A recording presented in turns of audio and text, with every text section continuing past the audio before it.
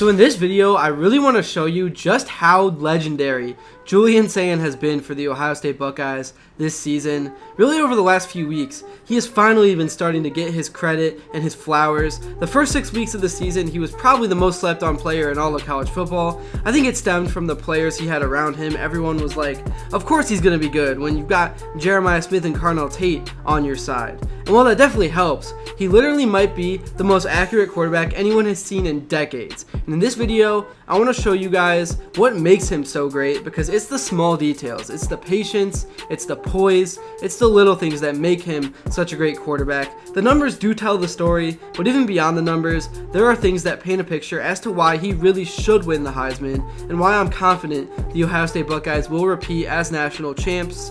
That's what I want to get into. But before I do, I would really appreciate it if you would drop a like and subscribe. It only takes 5 seconds, plus you can always change your mind. We are on the road to 60,000 subscribers, and with your support, I believe that we can get there super fast. Alright, so right off the bat, I want to get into some game film. Ohio State, for some reason, is super strict with copyright, so I can't show the footage, but I'll just walk you through each step of the plays that I'm showing. Alright, so right here we got Julian Sayin in the backfield by himself in an empty set. We got 4 guys out wide, 2 on each side of the line. I believe Carnell Tate and Jeremiah Smith are spread out from one another. I can't really tell for sure though, but either way, this pretty much completely opened up the offense. The defense has to account for each guy, because at the end of the day, somebody's going to get open. It doesn't matter who the opponent is. Initially, nobody is open, but that's completely fine because the Buckeyes offensive line does a great job of creating a clean pocket for Julian Sayin. So he's got all day to throw back there, and he just let Jeremiah Smith do his thing. Whenever he's one-on-one on the outside, he's probably going to get the ball at least over 50% of the time.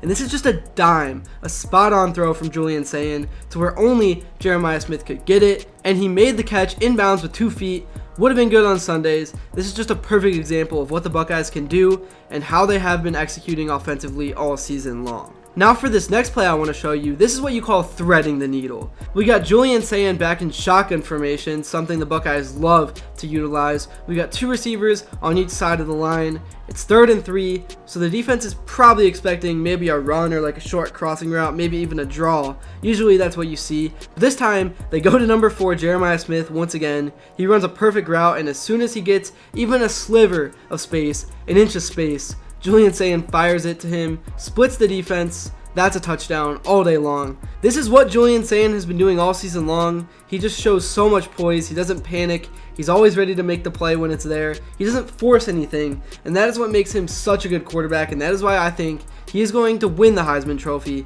this year. Now here for this next play that I want to show you, this is just absolutely insane to me because there should be no reason that somebody gets this wide open in a D1 football game, but because of how many weapons Ohio State has, it happens to be the case. If you try to focus 2 guys on Smith or Tate, Ennis is going to eat you up all day long. This was probably one of the easiest throws of Julian Sayin's career, but he still put it right on the money for a big gain, as he always does. Brian Hartline loves to spread out the offense to create schematic mismatches all game long, and this play right here is why it's going to be insanely tough to beat this team no matter who you are.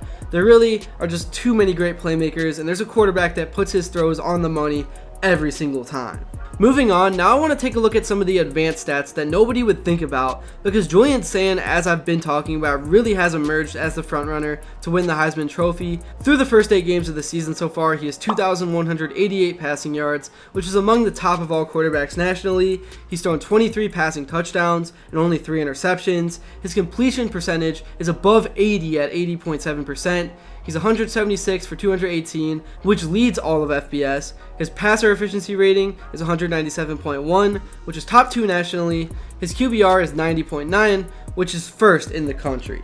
Against Penn State, he was 20 for 23, nearly perfect, with 316 yards and 4 touchdowns. After this game, he was bumped up to being the favorite for the Heisman Trophy. He's currently plus 184, I believe.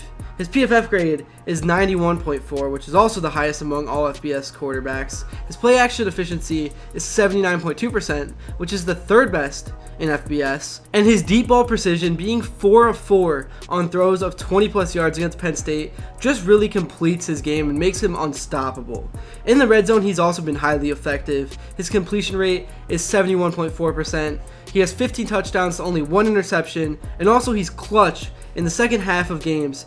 he has a 10-to-1 touchdown to interception ratio, a 204.9 rating as well. So that just alone shows how dominant he truly is under pressure, and that's going to matter against Michigan. It's going to matter in the Big Ten championship. It's going to matter in the college football playoffs. He has that dog in him. There's no doubt in my mind that he can lead this team when it matters most and when his back is against the wall, which at some point it will be this season, even if it doesn't come in the next few weeks. And not having their backs against the wall yet is really one of the main points that people who are against Ohio State make.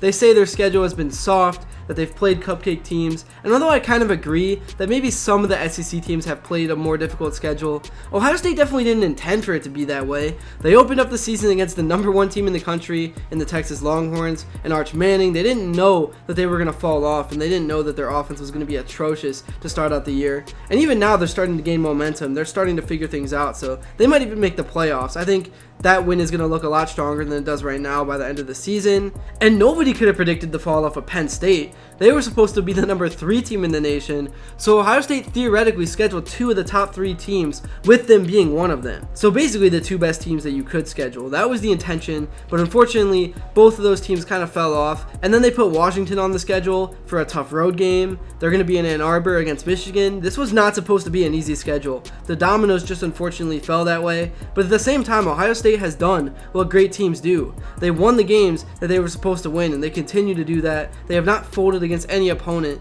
and we see teams in the SEC that are folding to unranked teams all the time. So I'm tired of the narrative that Ohio State plays a cupcake schedule, that they are not tested, because they are the best team in college football by far, and they're going to continue to prove that no matter who the opponent is. Now, before I end off this video, I also want to kind of take a deep dive on just how good Jeremiah Smith and Carnell Tate have been together this season. I want to get into some of the advanced stats so far.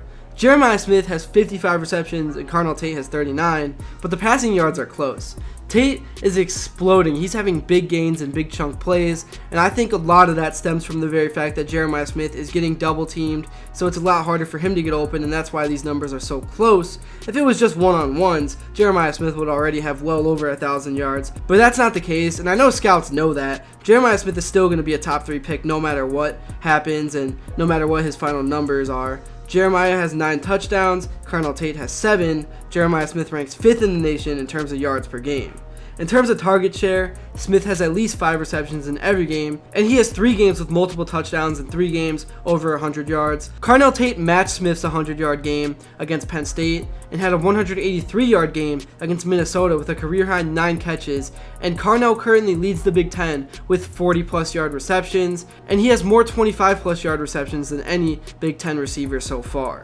Tate also catches 90% of his contested targets, which is absolutely insane, and he has 10 receptions for 200-plus yards on 3rd downs this year, which is also the most in the Big Ten. So basically, if there's an advanced stat that you're looking at, either Jeremiah Smith or Carnell Tate probably holds it, and if these 2 guys were on different teams, I don't know if their numbers would be better or worse because they do kind of complement each other so well, but if they got more targets and they truly were the #1 guy, I don't think it would be close. I think one of these 2 could easily be in the Heisman race. But yeah, that's really all I got for this video. Ohio State really is doing some legendary stuff, and it all stems from Julian Sayin and just how accurate of a passer he is. Let me know if you think this is the best team in college football. I know I've heard some pushback. I've heard some people saying Indiana, but I just think Ohio State has proven in the past they are the best team. There's nothing that says they aren't. I would love for Ohio State to play Indiana this regular season, but we're going to have to wait till the Big Ten championship to truly see who the best team is. But even then, all that matters is the playoffs. So